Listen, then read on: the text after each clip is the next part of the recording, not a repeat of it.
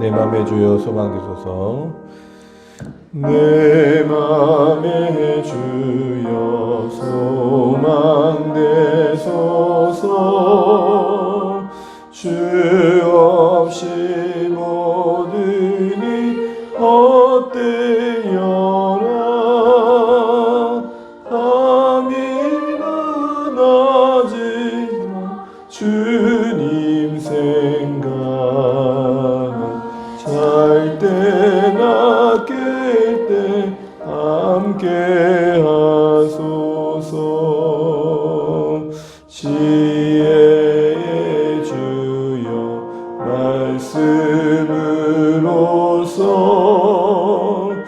언제나 내 안에 계시소서.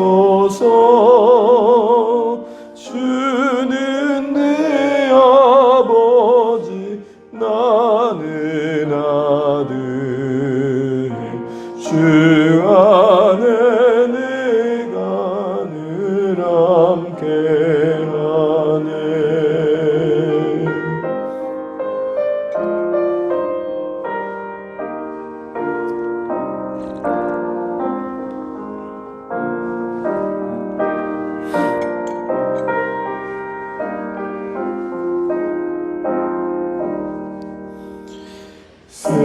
세상의 영광 나 안 보여도 언제나 주님은 나의 기여. 주님만 내 맘에 계시오니 영원한 주님 참 귀하셔라. 영원한 주님 내 승리의 주. 하늘의 기쁨을 주옵소서. 어떠한 고난이 닥쳐와도 만유의 주여 소망내소서. 아멘.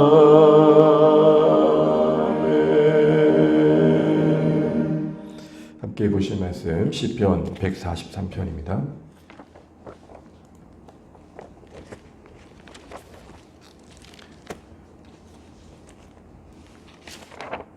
시편 143편 1절에서 12절입니다. 교독하시겠습니다. 제가 먼저 1절 읽겠습니다.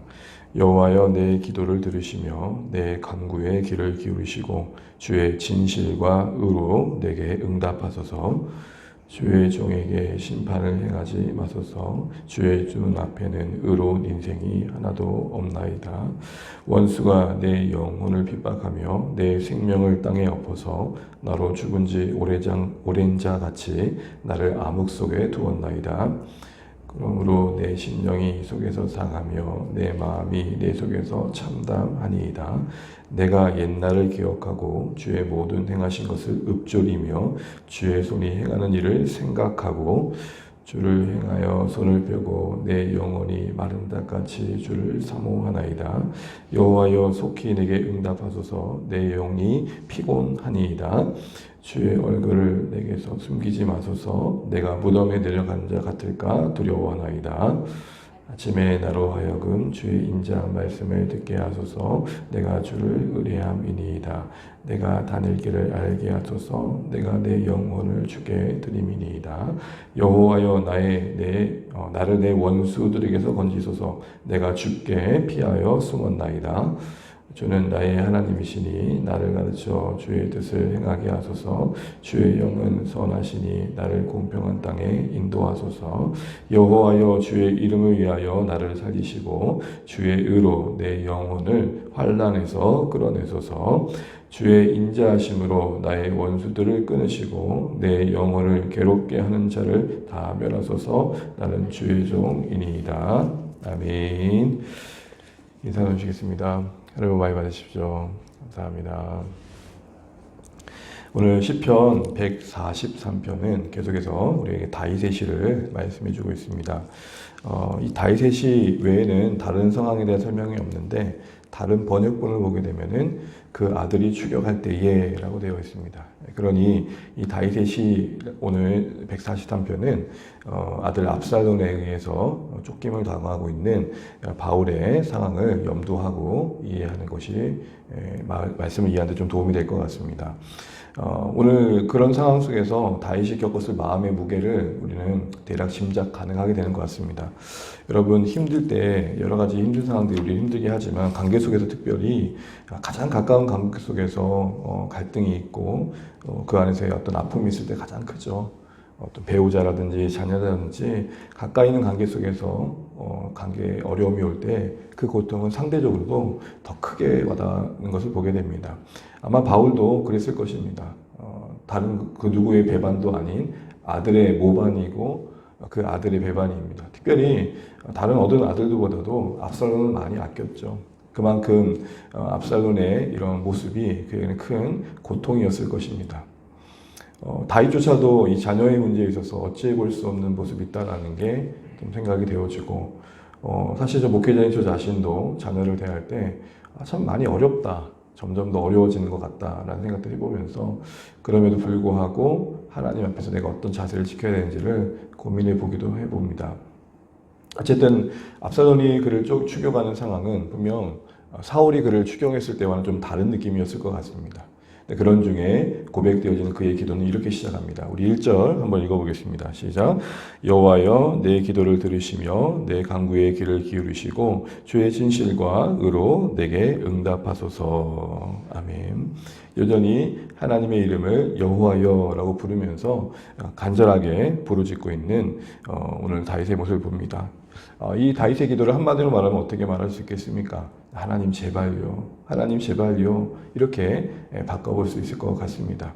그런데 오늘 다윗의 그런 간절함, 그 기도에 어떤 정도는 절제가 있고 통제됨이 있는데요. 이렇게 표현합니다. 하나님 제가 얼마나 억울한 줄 아시잖아요. 하나님 제가 얼마나 힘든 줄 아시잖아요. 그렇게만 말하지 않고 응답해 주시길 구하는 다윗의 그 응답에 대한 기대의 근거는 자신의 정당함과 의로움에 있지 않고 하나님의 진실과 의에 두고 있는 걸 보게 됩니다. 이게 참 중요합니다. 우리가 신자로서 기도할 때에 무엇에 근거해서 하나님께 부르짖고 있는가라는 것입니다. 그럴 때 오늘 다윗은 그의 상황이 궁하긴 했지만 애처롭기도 했지만 그는 하나님 저의 상황이 너무 처량하잖아요 라는 데서만 기도하지 않고 있고 하나님의 진실과 의의 응답함을 그 근거를 제시하고 있습니다. 오늘 본문의 이 하나님의 주의 진실과 의는 다른 말로 말하면 한마디로 언약의 신실하신 하나님을 말합니다. 언약 백성에게 변치 않으신 그 사랑과 성실하신 하나님의 성품을 오늘 다윗은 의지하고 있는 것이죠. 한마디로 주의 백성을 향한 하나님의 긍휼을 바라보고 있습니다. 유독 더 이 하나님의 긍휼을 의지할 수밖에 없었던 이유가 뭘까요? 바로 이어진 2절 때문에 그렇습니다. 2절 한번 읽어보겠습니다. 2절입니다. 시작. 주의 종에게 심판을 행하지 마소서. 주의 눈앞에는 의로운 인생이 하나도 없나이다. 우리가 여러분 최근에 다윗의 시를 쭉 살펴보면서 오늘 2절의 말씀은 좀 새롭다라는 느낌이 듭니다. 지금까지는 그가 쫓기는 상황 속에서 하나님께 부르짖고 기도하는 장면들이 종종 있었지만 오늘 이처럼 자신이 하나님 앞에서 심판을 당하지 않게 해달라고 기도하고 있고 주님 앞에서 의롭다고 한다면 누가 감히 그렇게 말할 수 있겠습니까? 라고 이야기하고 있는 걸 보게 됩니다. 무슨 말입니까? 지금 간절한 구함 중에 자신의 죄를 인식하고 있는 상황을 우리가 보고 있는 것이죠. 사실 앞서 말씀드린 것처럼 오늘 시의 정황이 그 아들 압살롬에게 추격당하고 있는 그의 모반에 의해 쿠데타에 의해 맨발로 급하게 나올 수밖에 없는 상황이라고 한다면 사실은 다윗은 더 크게 자신의 죄를 볼 수밖에 없었습니다. 왜입니까? 이 압살롬의 반역, 모반은 바로 자신의 범죄로 말미암은 하나님의 징계였기 때문에 그렇습니다. 이것은 이미 사무엘하 12장에 바세바의 아내 우리아의 아내 바세바를 범한 뒤에 나단 선지자를 통해서 예언하셨던 거죠. 다윗아 너의 집에 칼이 끊어지지 않을 것이다. 재앙이 끊어지지 않을 것이다. 다윗은 이 고통스러운 상황, 이것이 당장에 압살롬을 향해서 분노로 쏟아지기 전에 자기를 볼 수밖에 없었던 이유가 거기에 있었던 것입니다. 이렇게도 말할 수 있잖아요. 아유, 자식에게 키워놨더니 다 이러네요. 하나님, 이게 뭡니까? 모든 탓을 자녀에게 할 수 있었을 텐데 그럴 수 없었던 이유가 바로 자기 안에 이유가 있었기 때문입니다. 후에 압살롬이 결국에는 죽게 되잖아요. 그때에 다윗의 그 애잔한 마음이 사무엘하 18장에 보게 되면은 그 통곡이 압살롬아, 압살롬아, 내가 너를 대신해서 죽었어야 되는데 라고 말하는 것까지 생각해 본다면 지금 다윗을 짓누르는 또 하나의 고통은 내가 왜 그때 그랬을까? 내가 왜 그때 그랬을까?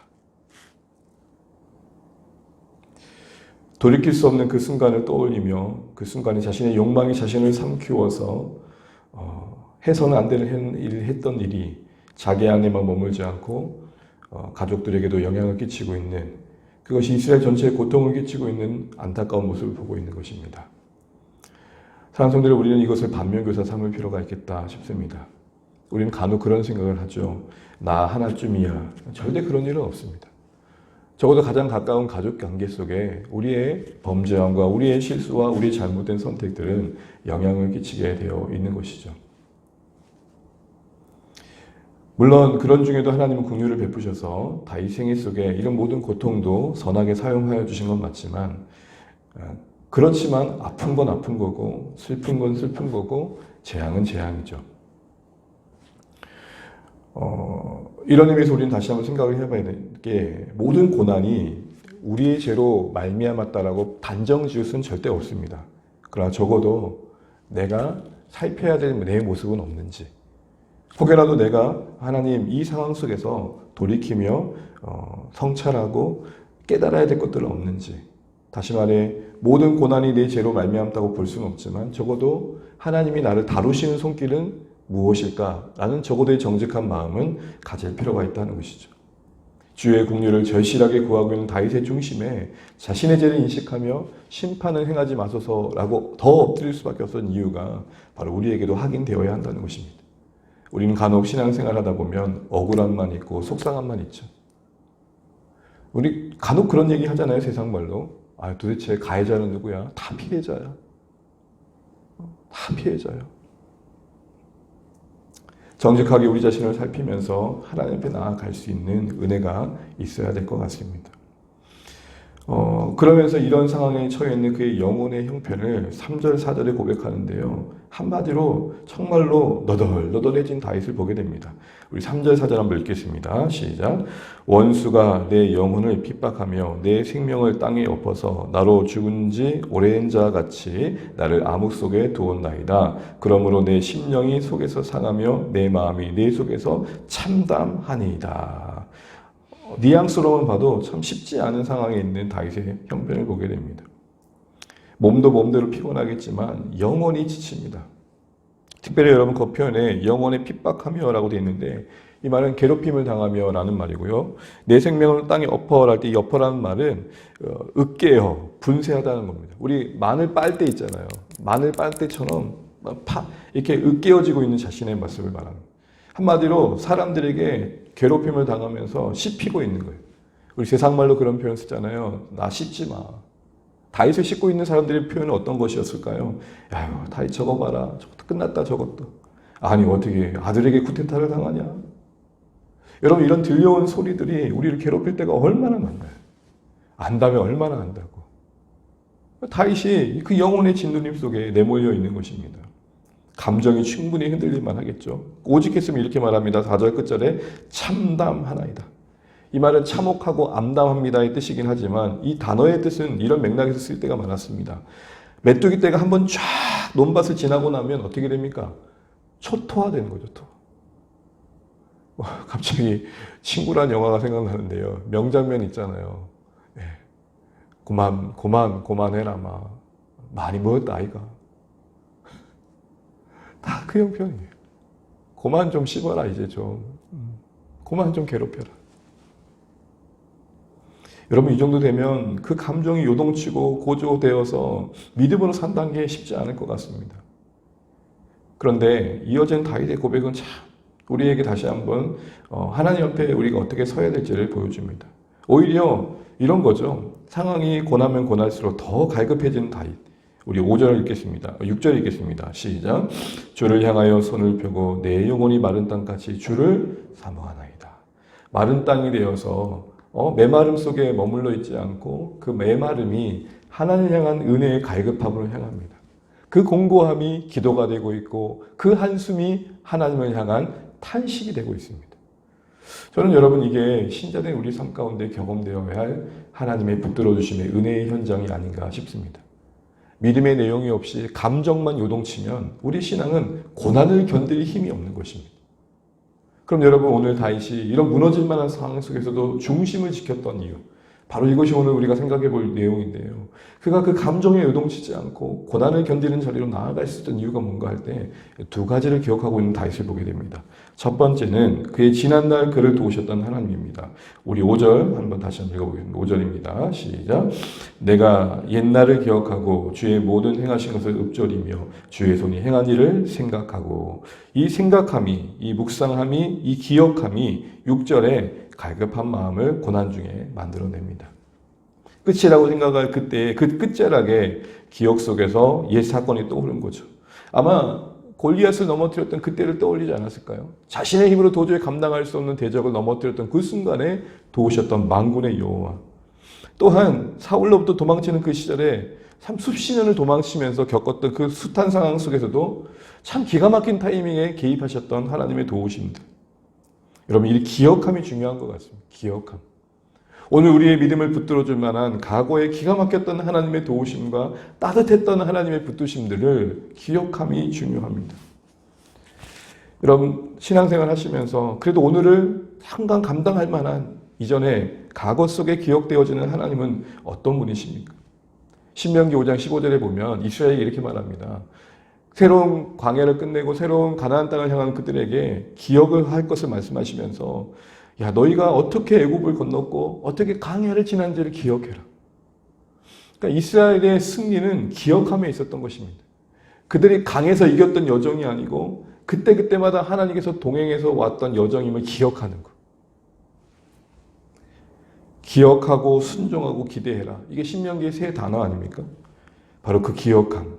오늘 다윗의 그 기억함이 다윗을 더 하나님 앞에 나아가는 삶의 방향으로 만들었고, 오늘 그가 마른 땅같이 주를 사모하는 자리로 나아가게 되는 상황이 됨을 보면, 두 번째로 그가 기억했던 것은 그가 주의 종이라는 것입니다. 우리 끝절에 12절 읽겠습니다. 12절입니다. 시작. 주의 인자하심으로 나의 원수들을 끊으시고 내 영혼을 괴롭게 하는 자들을 다 멸하소서. 나는 주의 종이니이다. 이후에 그가 주님을 사모합니다. 이후에 이야기하고 있는 모든 내용들은 주님의 종이라고 자신을 고백하고 그것을 기억하고 있는 사실에 수렴되어집니다. 그러니까 지금 예전의 과거의 일들을 기억하고 있고 지금 자신이 누구인지에 대한 정체성을 기억해내고 있는데 자기가 주의 종이라는 거죠. 주의 종이라는 뜻에는 두 가지가 담겨 있는 겁니다. 주님이 책임져 주신다와 더불어 내가 이런 중에도 주의 뜻을 이루는 인생으로 부름받았다. 그래서 여러분 바로 위에 보게 되면은 10절 한번 읽어보겠습니다. 10절입니다. 시작. 주는 나의 하나님이시니 나를 가르쳐 주의 뜻을 행하게 하소서. 나는 주의 종입니다의 또 다른 말은 그렇게 주님이 내 하나님이라는 것이죠. 나의 하나님이 주님이시라는 거죠. 그러기에 이 모든 상황을 가난하고 있는 하나님 앞에서 그의 기도의 제목은 이것입니다. 하나님 좀 가르쳐 주십시오. 주님의 뜻이 무엇인지요.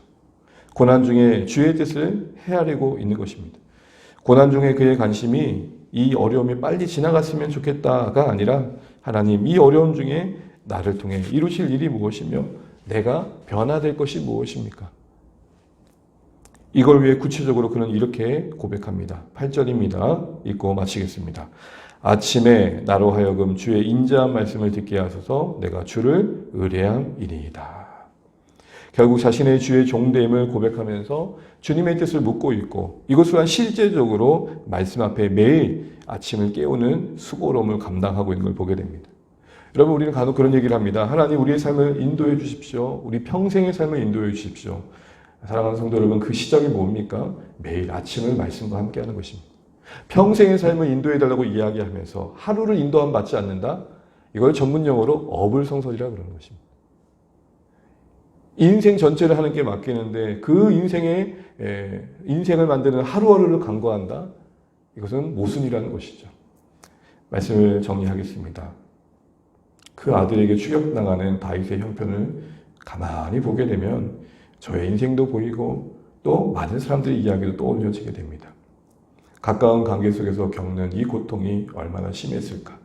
또 그것이 자신의 죄로 말미암아 인식을 했을 때는 얼마나 더 괴로웠을까? 돌이키고 싶어도 돌이킬 수 없는 순간이라면 얼마나 더 힘들었을까요? 그러기에 여러분 우리가 할 수 있는 건 긍휼밖에 없습니다. 아무리 잘해도 빈틈이 있고 아무리 애써도 우리의 부족함이 있기에 구할 건 긍휼밖에 없습니다. 하나님 제발 우리를 불쌍히 여겨주십시오. 그런 가운데 그에게 찾아온 고통을 하나님의 징계로 여기는 중에 그래도 힘든 건 힘든 것이기에 땅을 엎듯 내 영혼을 분쇄하고 뭉개하는 저들의 시분, 그것이 자신의 영혼을 참담하게 너덜너덜하게 만들고 있는 초토화의 현장에서 그래도 중심을 다시 잡고 하나님께 나아갔던 이유 두 가지는 옛 사건을 기억함입니다. 지난날 도우셨던 하나님. 또 하나는 현재적으로 자신이 주의 종임을 기억합니다. 사랑하는 성도 여러분, 오늘도 우리가 주님의 붙들림 속에 허락받은 하루를 살고 있음을 기억하시고 오늘 주님 뜻이 무엇입니까? 적어도 오늘 나의 삶을 통해 이루실 일들이 무엇입니까? 고민하며 이 아침을 열 때에 말씀의 묵상과 또 기도 중에 하나님의 오늘 우리를 향한 구체적인 인도하심이 있는 이 새벽 되시기를 주의 이름으로 축복합니다. 더하여 오늘도 요동치지 마시고 믿음의 내용을 가지고 중심을 붙잡고 견뎌가시는, 살아내시는, 이겨내시는 복된 하루 되시기를 주의 이름으로 축복합니다. 찬양하겠습니다. 찬송가 425장입니다. 주님의 뜻을 이루소서 찬양드리겠습니다. 주님의 뜻을 이루소서 찬양드리겠습니다. 425장입니다.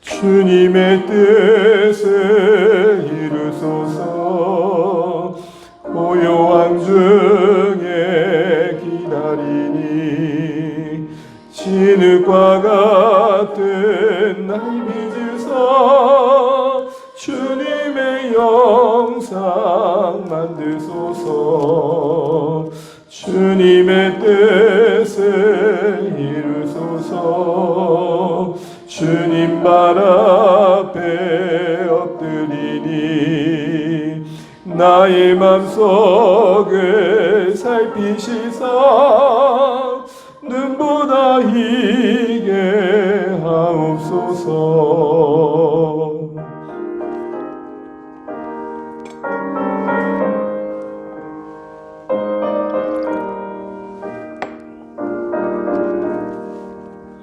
주님의 뜻을 이루소서. 병들어 몸이 피곤할 때 권능의 손을 내게 펴사 강건케 하여 주옵소서. 주님의 뜻을 이루소서. 온전히 나를 주장하사 주님과 함께 동행함을 만민이 알게 하옵소서.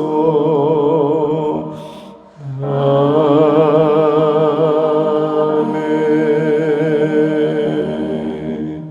자, 기도하시겠습니다. 오늘 먼저 말레이시아 유다 목장에서 섬기시는 우리 이재영, 양자영 선교사님 가정 위에 사역 주에 기도하겠습니다. 현재 중국 신학교 사역과 더불어서 말레이시아 난민 사역을 담당하고 계십니다. 학교에 미얀마 난민들 모집 중인 일들 잘 이루어지고 선생님들 모집되어지는 것, 그리고 선교사님들의 영어의 진보 부분들을 위해서 그 안에서 이루어진 예배 사역들을 통해서 아이들이 하나님을 만날 수 있는 은혜가 있도록 그리고 학교 사역하시면서 가까운 곳에 적합한 집을 구하는 일들도 잘 해결되실 수 있도록 자녀들의 앞날을 위해서 기도해 주시 바라고 중국은 현재 들어갈 수는 없지만 현지 지도자를 세우고 돕고 계시는데 일들이 잘 이루어져 갈 수 있도록 중국 현지의 기독교의 탄압이 가운데서도 가정교회 지도자들이 끝까지 신앙을 잘 지킬 수 있도록 우리 이재영, 양재영 우리 선교사님 함께 기도해 주시고 오늘 주의 말씀 붙들고 기도하시면 좋겠습니다. 하나님, 다윗이 아들 압살롬에게 쫓기는 상황 속에 토해냈던 기도가 때로 우리의 기도가 될 때가 많음을 고백합니다. 우리를 지치게 하고 우리 영혼을 고나게 하고 피곤한 게 참 많지만 그때마다 우리 중심을 붙잡는 일들이 있으면 좋겠습니다. 믿음의 내용을 가지고 고난의 시간을 지나면 좋겠습니다.